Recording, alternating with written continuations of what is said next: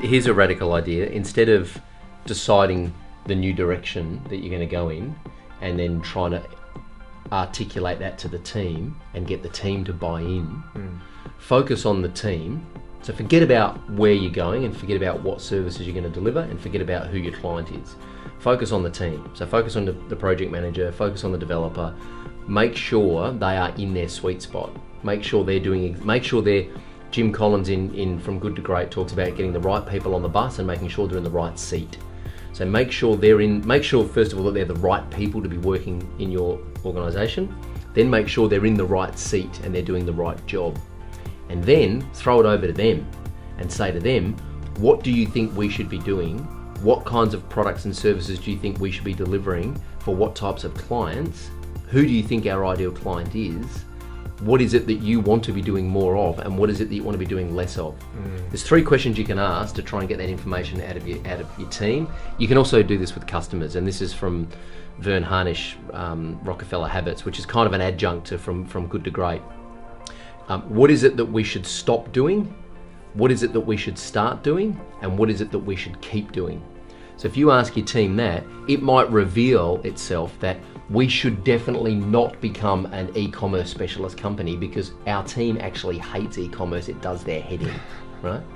So the whole concept is first who, then what. Right. So assemble the team and then figure out what it is you're going to do and how you're going to do it. Yeah, I've been doing it the exact opposite way, thinking about, okay, well, what are we going to offer? Where can we potentially bring the most value? But then the trouble has been, I guess, I've felt like it's been with the team and bringing them, almost like dragging them on board, like we're changing direction and it kind of trying to have the conversations about what they need to be able to deliver that, as opposed to starting with them and asking for what their thoughts are and what we all do best together. Yeah. Is that kind of the shift? Yeah. Yeah. So the sweet spot exercise that you do as an individual, what is it that you're really good at? What is it that you enjoy? And where the overlap is. And in fact, again, Jim Collins in Good to Great talks about the hedgehog concept, right? So the hedgehog concept are those 3 circles that overlap. And one is, what can we be the best in the world at? Number 2 is, what is our profit engine? So what is the actual economic model that drives the business? And number 3 is, what are we highly passionate about, really motivated about? So the sweet spot exercise, the way that we do it is, what am I really good at? What am I passionate about? And where's the overlap? That's why I don't do SEO or design anymore, because I love design, but I'm crap at it. I'm really good at SEO, but it drives me nuts, right? So I'm in my sweet spot doing what I do in the business. But what's the sweet spot for the company? Yeah, that's a what's great the business exercise sweet to do. spot? Yeah. Right? So what are we really good at? What can we be the best in the world at? And what do we love doing? And if you get, the whole thing is right, the way to build a successful company, what is a company? A company is just a collection of people working together as a team.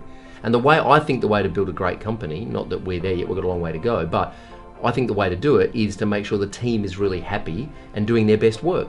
So get everyone in their sweet spot, then work out what the sweet spot is for the company, and then say who stands to benefit the most from the company operating in its sweet spot. Rather than saying, I like e-commerce, I'm going to become the e-commerce conversion specialist. Why? Because it's kind of cool and sexy and something we think we might enjoy. Let's work out the sweet spot for the company first, and then work out who we need to sell our services to, because they stand to benefit the most from the company being in its sweet spot. Yeah, cool and sexy is kind of what I was going for there. So yeah, success and actually making it work and everyone being happy with what they're doing would also be good. Yeah. Yeah, cool. That's awesome. There you Cheers. go. Nice one, man. That was good.